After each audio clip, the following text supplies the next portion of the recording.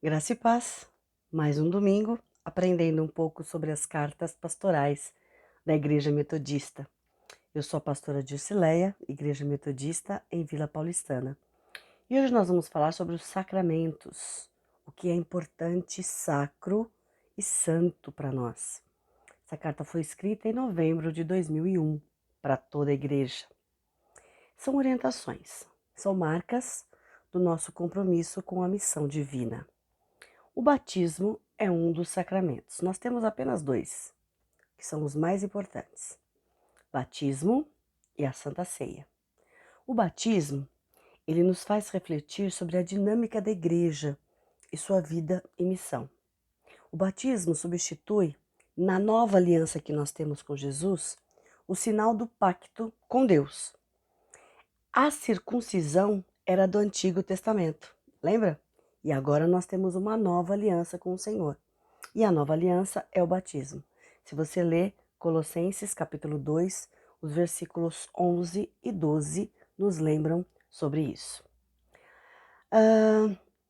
O batismo infantil pode causar alguma polêmica e outras formas de batizar também podem gerar alguma questão. E para evitar confusões é que essa carta foi escrita, para nos assegurar de quem somos, da nossa identidade. A gente não tem que copiar modelos de outras denominações. Nós temos o nosso próprio modelo, o nosso próprio jeito de batizar também. Stanley Jones diz assim: nada é essencial senão Deus, e para encontrá-lo não carecemos de ritos nem de cerimônias, mas do que é santo, né, diante do Senhor. O documento da igreja que nós temos, que é o nosso documento oficial, o Cânones, nos diz assim: ele estabelece que o batismo é o sinal visível da graça de Jesus Cristo para cada um de nós, pelo qual nos tornamos participantes da comunhão do Espírito Santo e herdeiros da vida eterna. Nós cremos que o batismo é feito com água, porque a água é pura, nos purifica. A água nos limpa, nos purifica. E nós batizamos em nome do Pai, do Filho e do Espírito Santo. Nós batizamos com aspersão, derramamento e a imersão. As três formas, os três modos estão corretos para a Igreja Metodista. Muitos usam a Bíblia para brigar, né? Para discutir que nós não podemos batizar crianças, que tem que se batizar assim, assim ou assim. Infelizmente, muitos discriminam a nossa prática de fé. E essa carta que os bispos fizeram em 2001 foi justamente para reforçar quem nós somos, né? E pensar que o batismo é uma reflexão sobre a prática, sobre a vida individual e comunitária da igreja, agindo com sabedoria e não deixando ser conduzido por qualquer argumento em virtude do que eu não sei, da minha ingenuidade, da minha falta de fé, da minha falta de experiência. A água, no Antigo Testamento, pela tradição da Torá, lá em Levíticos a gente acha isso, após a realização da expiação, o sacerdote fazia a expiação dos pecados.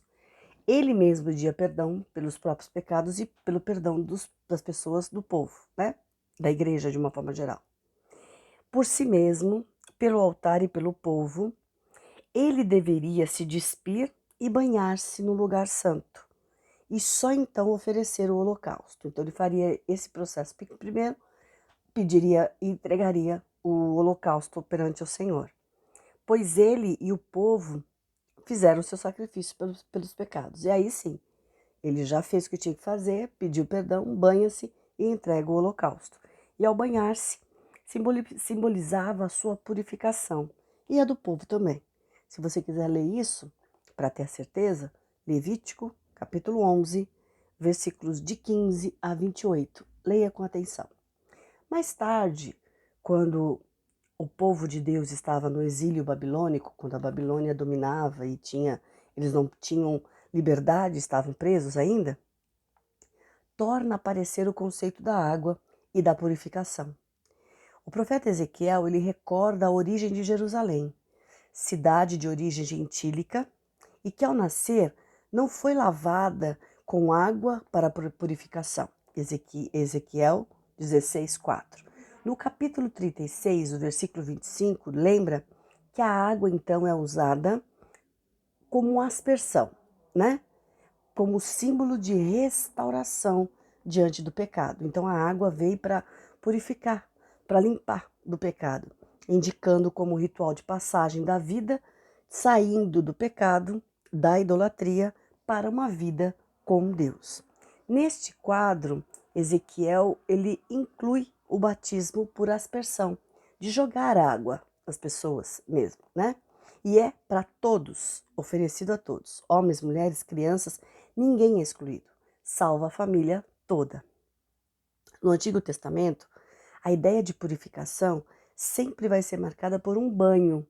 Mais tarde, no período pós-exílico, faziam-se 3 exigências para a fé judaica, para você ser judeu.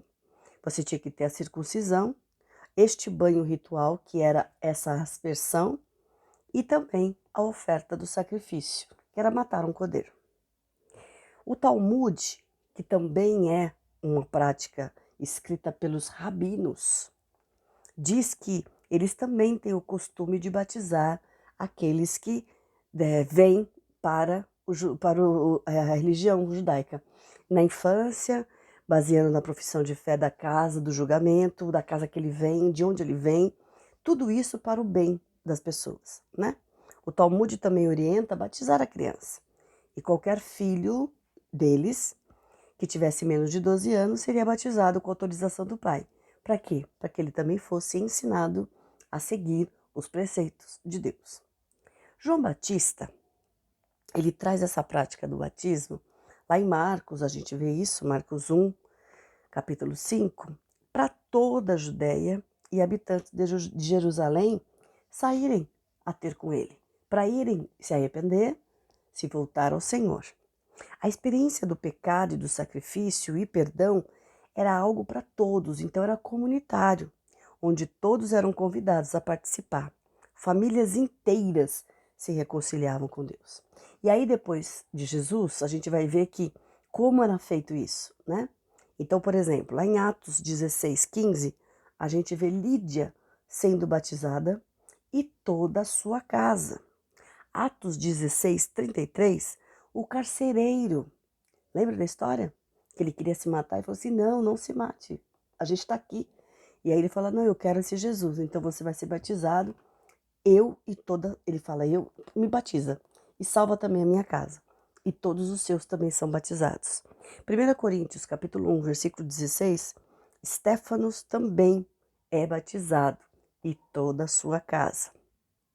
Atos 16:8, o chefe da sinagoga de Corinto também é batizado e toda a sua família. Então, quando a gente fala em toda a família, a gente está dizendo aqui que todos receberam esta água, que era esse símbolo do perdão dos pecados, da purificação da idolatria, não existia mais, da comunhão com Deus, era um simbolismo, era a marca de fé da presença do Senhor e era para toda a família. Toda a família inclui as crianças. Muito bem, nós somos muito pontuais nesse ponto, nessa questão.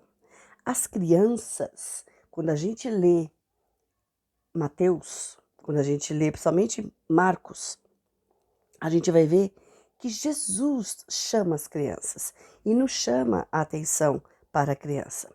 Marcos, capítulo 16, versículo 16, ele diz, se você quer ser salvo e crer, você tem que se tornar como uma criança.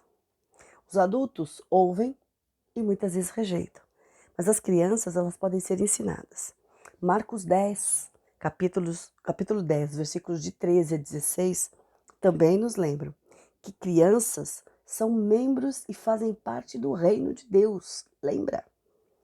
Se a criança faz parte do reino de Deus, ela já passou na nossa frente.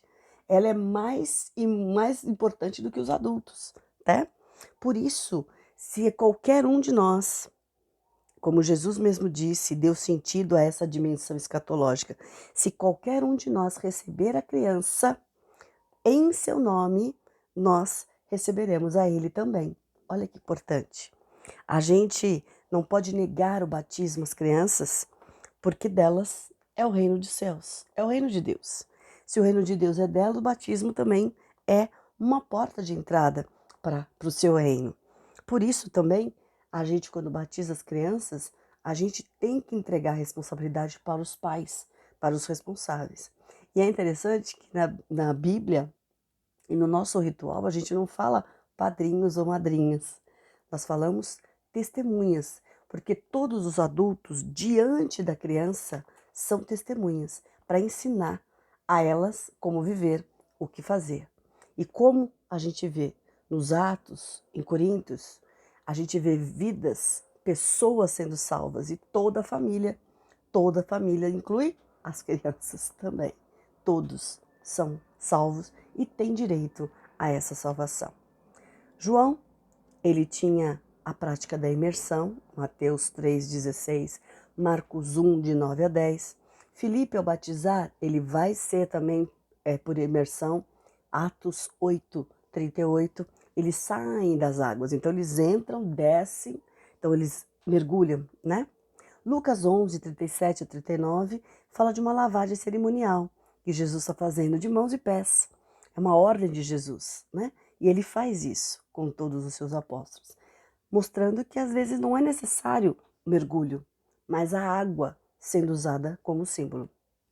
E a ordem de Jesus é batizar. Como vai jogar a água? Jesus não ensinou, Jesus não mostrou, né? Mas em João 2,6 pode ser por aspersão. E purifica da mesma forma. É um simbolismo, é um ato para a gente ter vida nova. Ezequiel 36, de 25 a 26, nos lembra: então aspergirei água em vós e ficareis puros. E João Wesley lembra: pela lavagem, imersão ou aspersão, porque a Escritura não determina qual desses modos devem ser usados. Quer por preceito expresso, quer por exemplo claro que o provê, quer ainda pela força ou pelo significado da palavra batizar. Batiza é um simbolismo de uma nova vida com o Senhor, inclusive as crianças. E quando se tornar adulto, faça a sua profissão de fé publicamente e confesse a Jesus como Senhor e Salvador, porque aprendeu desde pequeno. E o nosso outro sacramento é a ceia do Senhor. Por quê?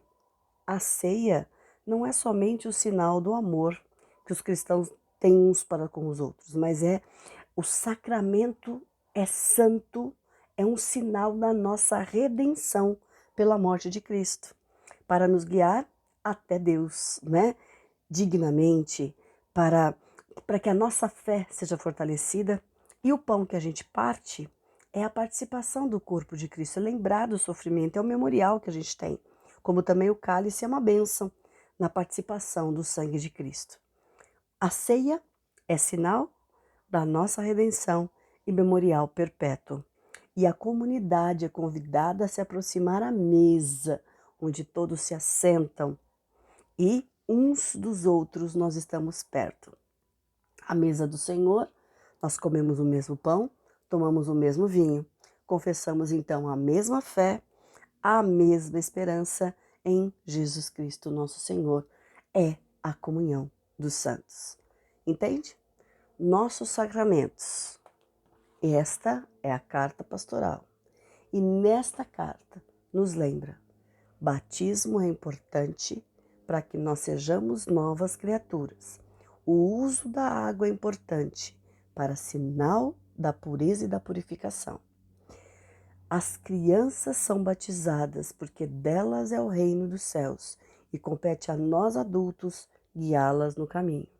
E a ceia do Senhor é um memorial, é para tomar com o coração contrito, sabendo que nós somos perdoados, sabendo que nós somos e podemos ficar cheios da presença do Espírito para a caminhada de fé, lembrando sempre do sacrifício na cruz do Calvário.